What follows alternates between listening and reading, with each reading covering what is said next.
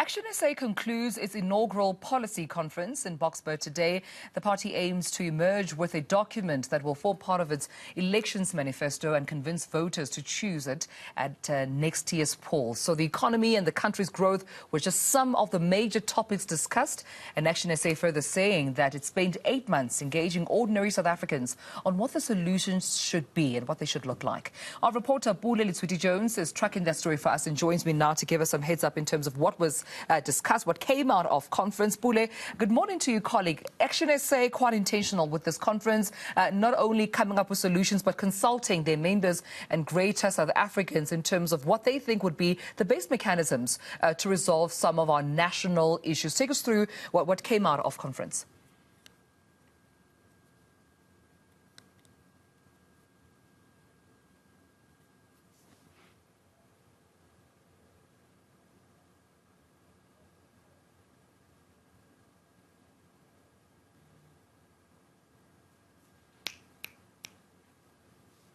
In terms of drafting policies, which of course would govern the country once they were to be, voted into power. So there's quite a lot of issues that have been discussed here as well. And today, of course, is the final day.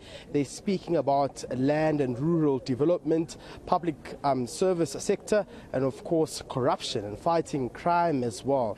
And these are just some of the key policies which will be discussed into depth. But of course, there's been word around how realistic are, of course, some of these policies, and are they not just far-fetched? It's just not just any other policy conference that's taking place with vague discussions. But let's just get a sense from the party as well as to how far they are in terms of speaking to pragmatic solutions which South Africans would want to be interested in lending an ear to. I'm joined by the Gauteng chairperson, of course, Funzi Ngobeni, also ActionSA, part of the Senate as well of the party. Thank you very much for chatting to me this morning, Mr. Ngobeni. Maybe let's just start first with when I look at your policy draft document, and I went through it as well, and then you speak about the amendment of policy powers of unions and essentially regulating the amount of power they can flex. Now,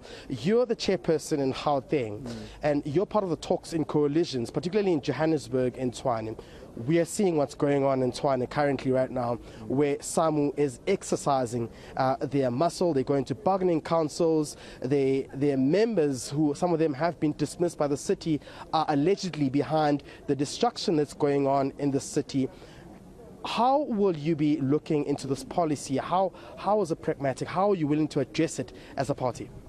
Yeah, thank you very much, Pule. Look, I think the first thing that we must say is that we acknowledge the existence of unions. We want to work with unions, but what we are differing on with other parties is that we think that unions shouldn't have economic veto rights. They must not decide on our policies, and they must not be the one that decides who must be employed and who must be dismissed. So they must represent the workers, and that's the interest, and that's where they must focus on.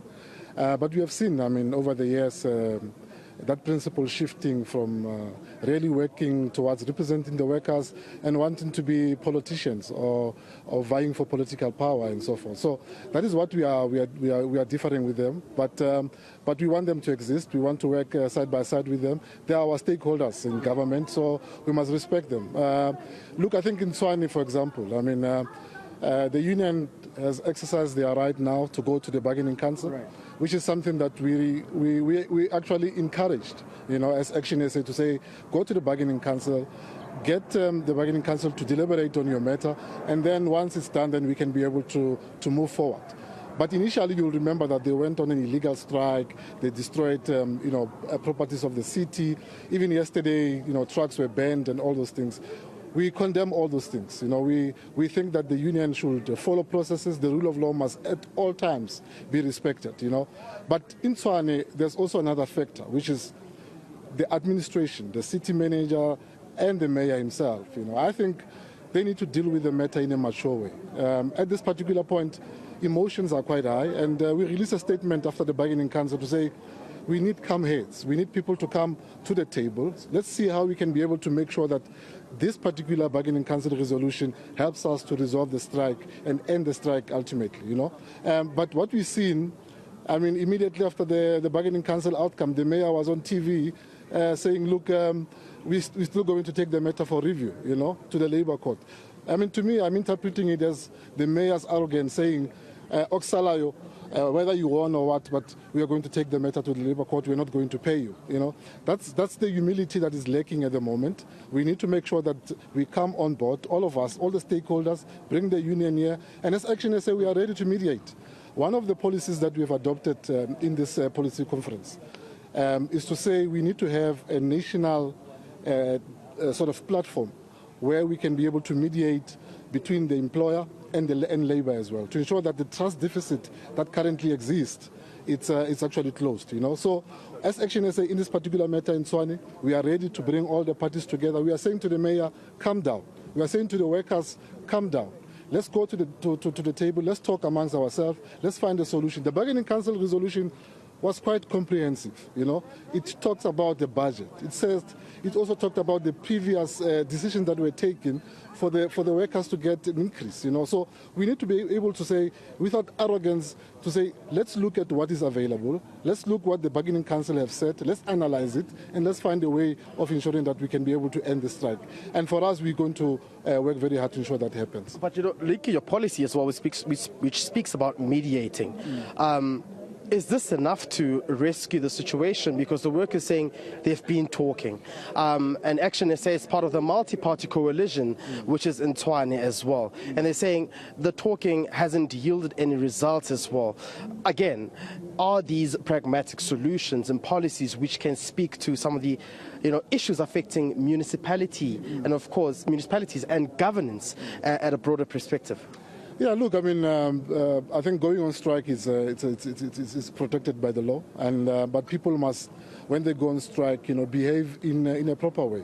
One of the policies that we have adopted here is to say those that go on public strike and damage our public properties, they must be held accountable. We need to come up with a framework that ensures that the law then take its course so that people can be arrested, they can be held accountable, and then we can throw away the keys. But at the same time, we are also highlighting the issue of mediation. We know the trust deficit between a lot of employers and their workers, and there's no platform currently that exists where National can be able to come in and assist them to resolve those issues. So we have adopted that policy. It's a pragmatic policy that will be able to be then implemented on the ground. But of course, for us to be able to do so, we need the mandate of South Africans. And I think the policies that have been discussed for the past 2 days are quite pragmatic, and they will be able to address quite a lot of things. I mean, if you look at, because we've been talking about people that are employed, now we are talking about people that are outside, who are unemployed, who are sitting at home, who do not have anything to do. We are saying, particularly to the youth, we're going to introduce the National Youth Service. We're going to take the youth out of the street so that they can be able to come and gain experience, not only in the army, but in the police, in the health sector. We're going to send them to government institutions so that they can be able to gain experience and gain that experience that they can be able to use in the marketplace. So those are some of the pragmatic things that we are putting in place so that we can be able to get more of our young people into the economic sector. Also, just lastly, before you go, there's one of these interesting policies that I saw on your documents. It says that you're willing to offer a direct pathway to citizenship for foreigners who create over 50 local jobs or invest more than 50 million. How is this realistic? Yeah. Looking at the fact that we've seen the influx as well of undocumented foreign nationals coming into the country, and that's been one concern that's been raised by ActionSA, but also it could create room for crime where someone would come into the country, open a company and hire ghost workers and essentially get citizenship. So one of our policies, and Mr. Mashaba has been quite very clear about it, is law and order in this country. We need to make sure that this lawlessness that currently exists, it's actually dealt with. And the policies that were implemented, or at least approved yesterday, they speaks to that. This particular policy that you are referring to talks about legality, talks about people that are bringing investment into the country, that are able to hire our own people. We need to call for all those. We need to call for foreigners, we need to call for Africans, Asians, Chinese, Americans, those that are able to help us to get out of the 74% unemployment of young people. We are inviting them to come to the country, create that work, and then we can be able to start discussing whether we can be able to ensure that they get citizenship in the country. So we are not apologetic about it. 50 is huge. Imagine how many families will actually benefit from that. Imagine how many families will benefit from investment of more than 50 million that will be coming into the country. So we are quite clear about it. We want more investment. We want more foreigners to come into the country. But when they do that, they must come legally. And when they are here, they must respect our laws. Thank you very much. Of course, that's the ActionSA Gauteng chairperson who just spoke to us just now.